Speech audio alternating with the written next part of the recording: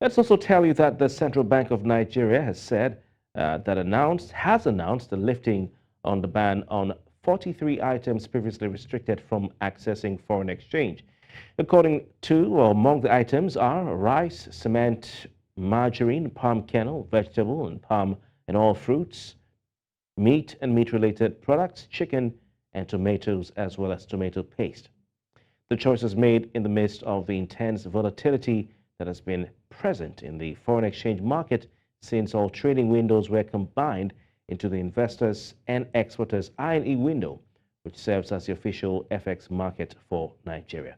The Apex Bank also said it will boost liquidity in the foreign exchange market by intervening from time to time in order to ensure forex availability for importers. Glad to say we have joining us tonight to discuss this further and analyze this. Akin Fatunke is a chartered accountant and communications consultant. Mr. Fatunke, thank you very much for your time. 8 years after Thank you very much, Kofi. Thank you. Nice to be here. Yes, 8 years after these forex restrictions were first introduced by the then central bank governor, the new central bank governor, Yemi Cardozo, has lifted the restrictions. Now, when Gordon Emefiele, who was announcing them at the time, 23rd June 2015, he said the ban in that statement will help conserve foreign reserves of the country. It will also help facilitate the resuscitation of domestic industries like the rice industry and improve employment generation. Now, have we seen any of that happen as the central bank intended since 2015 until this U-turn? Thank you very much again, Kofi. Let me say clearly, as an economist and a financial analyst, that when 8 years ago it was mooted that about 43 items, and you listed them out, were going to be restricted from accessing funds. It was a bold move. I dare say, like we accountants say, let's put it, T accounts for debit and credit. Debit is not necessarily negative. Debit, this way, is investments. We should not be seen to be consuming what we will not produce. And look at the rice silos that came out. Look at the former governor of Kebbi State, who was able to now go beyond the shores of Nigeria and then had a portion in Benin. Oh, super, fantastic, it was going on fine. Let's again now then say there was a bloodline between the mind to do the right thing and what eventually was done. Governor Emefiele lost the plot.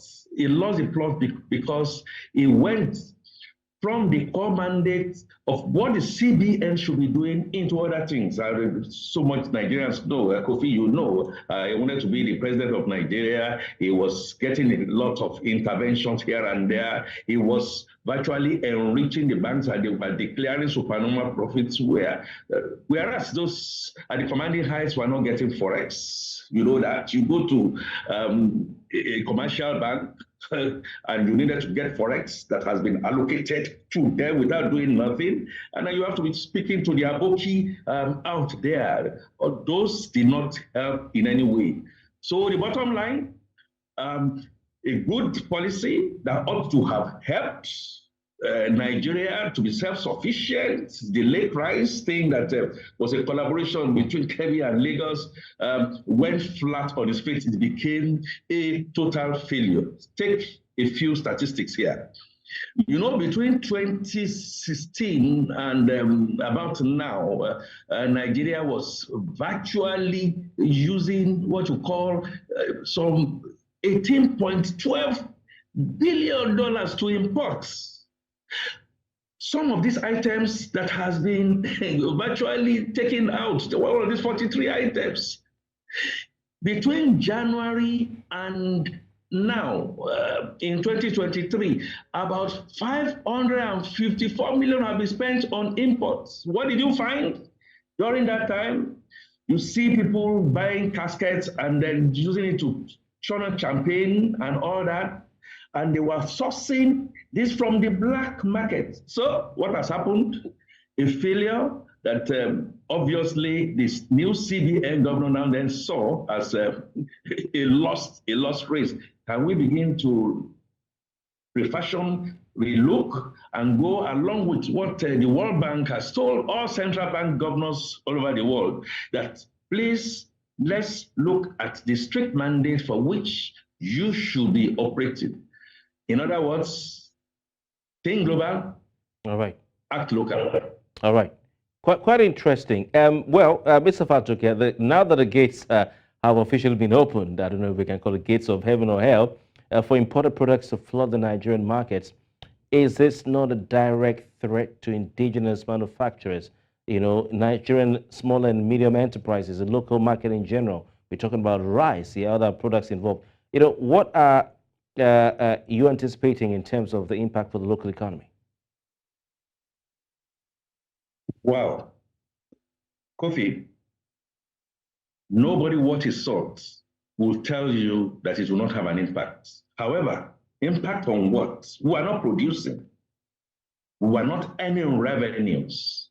Yes, it takes time, to gestate and get the SNEs to be in place. But on the other side, the prices were going skyrocketing. There was close to about 7 different interventions by the central bank in terms of oil. It didn't bring down prices, nor the food prices. So what are we now talking about? The monetary arm and the physical arm were working in cross purposes. So what we are now trying to do now is say, wait a minute, let's stop this bleeding. Let's do a reversal, which is something we should also note in trying to float the Naira. It's not working and it's affecting so many other areas. And Mr. Cardoso has boldly come out to say, no, wait a minute. Let's watch Taiwo Oyedele is doing on tax, what Wale Edun will be doing in finance, and what his humble self will be doing in the central bank to begin to now have a proper case. Try and draw down prices, even if temporarily between now and December. Make sure goods come in, appropriate taxes are made, smuggling and adulterated products are reduced as much as possible. Kofi, can you believe for the life of you and me that Nigerians, despite the ban on vegetable oil and palm oil, are still importing this using the other side of it? All right. So we have fifth columnists, or even third columnists that needs to be raised. Now remove all those arbitrage that you have in between, and then let's see how this, even if temporarily, I agree with you that yes, it's going to affect the SMEs, it's going to affect us, but what is our production policy? All right. Ms. Fatunke, just a quick one before you go. The customs, Nigeria Customs Service had already announced a ban on importation of rice, for instance, through land borders. They placed a 70% tariff on importation of rice through the ports. And later, last year, January 2022, placed a ban on importation of rice through the seaports. By this FX ban lifting, does it mean that the other bans through the land port and the seaport for a product like rice, for instance, has been lifted? Because I don't know, this is from the central bank. Kofi, you know, Nigeria was like an octopus with so many legs, sometimes 2 legs forward, 2 legs backward, and stuff like that. Was really, did we actually have the kind of ban that we should have? Yes, we have in some parts of the country, and it was business as usual in other parts. Now, you make the point that yes, the customs are now saying, yes, we are going to ban. But bag of rice is going for 50,000 naira per bag, and it's still going up. So the point, therefore, is we are not producing enough. And if you are not producing enough, prices will go skyrocket. The Lago Dam that has been released will affect more of the farmers, security situations that are not in place. All these shenanigans are still in there, and people are hungry. Otherwise, there's going to be riots all around. The labor will go on strike and all that. Right. So what we are doing now, in my mind, should be a stopgap to make us get back into producing and producing well. Okay. Plan it well. discuss it well, begin to do what we call the intervention. Thank you very much, Mr. Fatunke. I'm afraid we have to leave it at that. We'll certainly have more conversations, and we'll wait to see how this impacts the economy. But we really appreciate your expert analysis as always. Thank you very much, and stay cool. Thank you very much, and you too.